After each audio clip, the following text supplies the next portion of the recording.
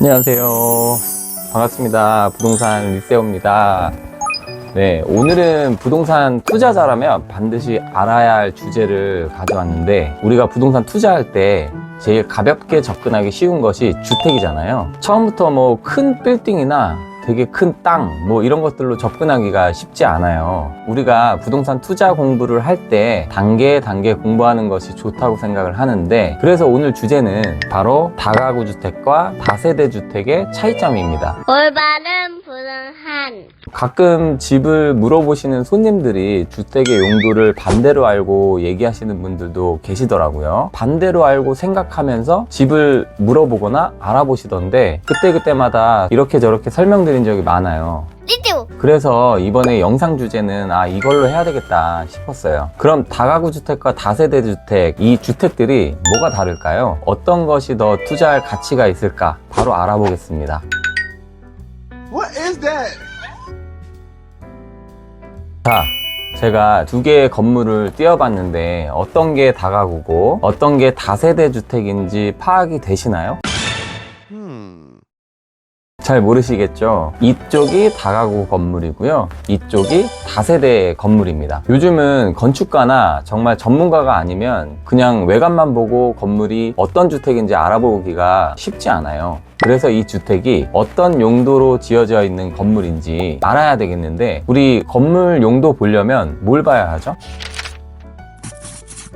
바로 건축물 대장이에요. 앞전에 제가 영상으로 건축물 대장에 대한 개념과 건축물 대장 보는 방법까지도 알려드렸었는데, 우리가 흔히 말하는 이 다가구 주택, 다세대 주택이라는 말은 건축물의 용도를 얘기하는 거예요. 그리고 주택의 경우엔 큰 카테고리로 단독주택과 공동주택이 있는데, 이 단독주택과 공동주택 안에 다가구 주택과 다세대 주택이 있다고 생각하시면 되겠습니다. 이외에 주택 종류가 여러 있는데요, 연립주택이라든지 다중주택, 도시형 생활주택, 아파트, 뭐 주거용 오피스텔, 이런 것들이 있겠죠. 그 중에 오늘은 제일 흔하기도 하고 거래가 제일 많은 주택, 다가구 주택과 다세대 주택인데, 그 개념을 알아보고 이 둘에 대한 차이점을 공부해 보시죠.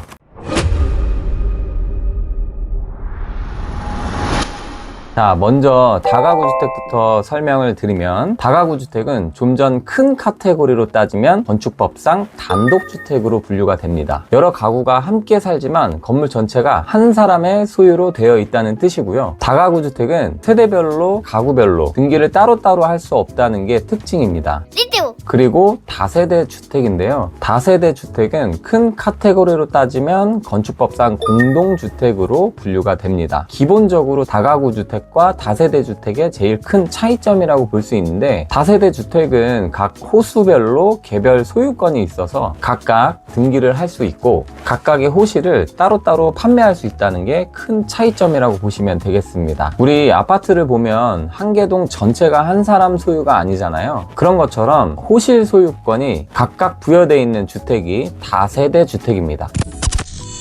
다가구, 다세대, 이게 말만 들으면 굉장히 헷갈릴 수는 있는데, 몇 세대예요? 몇 가구예요? 이렇게 물어볼 때도 다가구 주택과 다세대 주택의 차이점을 알 수 있으면 좋겠습니다. 방금 보신 이미지처럼 제가 알아보기 쉽게 만들어 봤는데, 다가구 주택은 단독주택으로 분류되어 있고, 다세대 주택은 공동주택, 다가구 주택은 1인 소유자, 다세대는 소유자가 다수 이렇게 되어 있죠. 좀 전에 말씀드린 것처럼 각각 개별 매매가 가능하다는 게 다세대 주택이에요. 다가구는 불가능하다는 거고요. 이때요. 자, 이제 디테일하게 건축법상 규제에 따른 비교를 해보겠습니다. 첫 번째는 층수 제한입니다. 다가구 주택은 3개 층 이하, 다세대 주택은 4개 층 이하 이렇게 지을 수 있는 게 기본인데, 요즘 건물을 보면 1층에 주차장으로 활용하는 경우가 많은데, 1층에는 주차장이 있고 그 위로 주택을 건축하는 구조로 한 개 층씩 더 늘어날 수 있죠. 조건을 충족하는 필로티 주차장을 만드는 경우에는 한 개 층씩 늘려서 지을 수 있다는 거죠. 이거는 다가구 주택도 마찬가지고 다세대 주택도 마찬가지입니다. 띠띠우. 근린 생활시설을 넣어서 층수를 올리는 경우도 있는데요. 근린 생활시설을 활용한 건축인데 우리 소위 말하는 상가주택이거나 점포주택 이렇게 부르기도 하죠. 하부층에 근린 생활시설 같은 상가가 있는 경우 그 위에 주택으로 짓고 그 건물을 상가주택이라고 부르기도 하죠. 큰 개념으로 봤을 때는 약간 주상복합 뭐 이런 개념이 되겠네요. 사실 건축법상 용어로는 상가주택이다, 점포주택이다 이런 말은 없어요. 용어 자체가 없는데 우리가 그냥 상가 딸린 주택이나 점포 딸린 주택을 상가주택, 점포주택이라고 부르는 거죠. 저도 있는 줄 알았어요. 근데 어쨌든 건물 지을 땅 위에 용적률이 좀 남는다 하면 그 주택 부분을 제외한 나머지 부분을 근린생활시설로 지을 수가 있는데 그거는 다세대 주택이든 다가구 주택이든 똑같습니다. 어쨌든 층수 제한으로는 기본적으로 다가구 주택은 3개층 이하, 다세대 주택은 4개층 이하가 되겠습니다.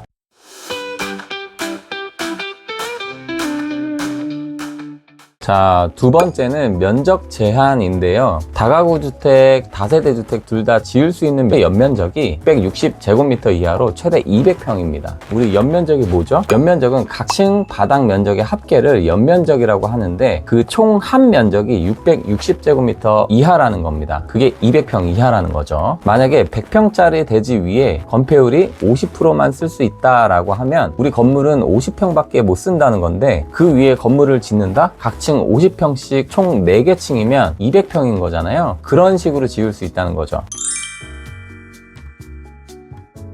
자, 그리고 세 번째는 세대수 제한인데요. 다가구 주택의 경우에는 총 19가구 이하여야 되는데 다세대 주택의 경우는 크게 별도의 제한은 없습니다. 다만 면적에 따라서 만들 수 있는 세대수 기준을 잡을 수 있다고 보시면 되겠습니다. 자, 가끔 우리가 보면 다가구 주택으로 되어 있는데 19가구가 넘어간다? 19세대가 넘어간다면 우선 기본적으로 다가구 주택이 아니거나 뭐 다른 층에 근생 용도로 되어 있는 주택 호실이 있을 수 있다거나 요즘 주택인데 근린생활시설 용도로 되어 있는 집들이 간간히 눈에 보이죠. 그러면 그 건물은 꼼꼼히 체크를 해봐야 되겠죠.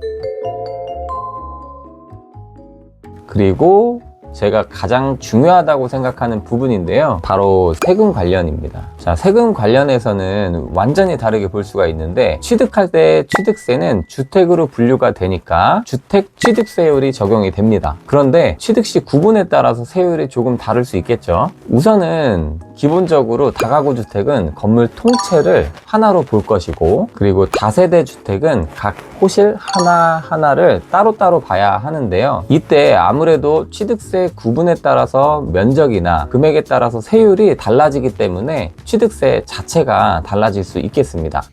그리고 양도세가 다를 수 있는데 다가구 주택의 경우 건물 전체에 여러 세대가 거주를 해도 건물 하나를 1주택으로 간주하기 때문에 비과세 요건이 적용이 될 수 있고요. 다세대 주택의 경우에는 호실 한 개 한 개가 한 채의 주택으로 산정이 되면서 다주택자로 중과 대상이 될 수 있다는 점이 조금 다를 수 있겠습니다. 이 때문에 주택임대사업자 등록하시기도 하죠. 그 부분은 제가 나중에 자세하게 한번 설명드리는 걸로 하고요. 그래서 이때 건축주가 어떤 전략을 쓰는지에 따라서 각각 장단점이 다를 수 있겠어요. 특히 신축하려는 게 목적이라면 생각하는 전략에 따라 다가구로 지을지 아니면 다세대로 지을지를 잘 고민해 보시고 부동산에 투자하시면 좋겠고요. 특히나 이 부분은 꼭 전문가와 상의해서 진행하시는 것을 추천드리겠습니다. 당연하죠. 당연한 거죠. 올바른 불응한 이렇게 오늘 다가구와 다세대 주택의 차이점을 이야기해봤는데요. 추가로 하나 더 알려드리면 다가구 주택 그리고 다세대 주택 말고 요즘 또 많이 나오는 주택이 하나 있습니다. 바로 다중주택이라는 건데 뭐 좀 들어본 것 같죠? 요즘은 다중주택이라고 해서 수익률이 제법 좋기 때문에 다중주택을 많이 짓고 있는데요. 이 다중주택은 그냥 다가구 주택과 모든 조건이 비슷한 것으로 생각을 하시면 되는데 몇 가지만 다르게 생각하시면 되겠습니다. 다가구 주택은 연면적 최대 지을 수 있는 연면적이 연면적이 660제곱미터 이하라고 했잖아요. 다중주택은 최대 지을 수 있는 연면적이 330제곱미터 이하. 추가로 다중주택의 경우에는 개별 취사시설을 설치할 수가 없습니다. 그래서 가끔 보면 원룸인데 싱크대만 있고 취사시설 이런 것들이 없는 원룸들이 있잖아요. 그게 우리 소위 말하는 고시원 같은 건물인데 그게 다중주택이라고 보시면 되겠습니다. 말 그대로 건물 자체에 원룸은 원룸인데 공동취사시설이 있다면 그거는 거의 다중주택 건물이라고 생각하시면 될 것 같고, 특히 대학가 근처에 있는 건물, 원룸 건물들이 대부분 다중주택이 많습니다. 부동산 투자할 때 어떤 것이 좋다고 판단하고 단정하기보다는 투자 목적에 맞는 선택이 중요하다고 생각이 됩니다. 올바른 불응한. 이렇게 다가구 주택과 다세대 주택, 그리고 마지막으로 다중주택에 대한 이야기도 해봤는데요. 다가구 주택과 다중주택은 건물 전체가 한 채인 단독주택이다. 호실별 매매가 불가능하다. 이렇게 생각을 하시면 되고, 다세대 주택은 호실별로 나눠져 있기 때문에 호실별 각각 매매가 가능하다. 이렇게 보시면 될 것 같습니다. 그럼 최대한 짧고 쉽게 알아듣기 편하게 정리해 본 건데 영상이 도움이 되셨는지 모르겠습니다. 오늘 영상 도움이 되셨으면 좋겠고요. 다음에도 부동산 관련해서 좋은 내용으로 찾아뵙도록 하겠습니다. 감사합니다. 감사합니다.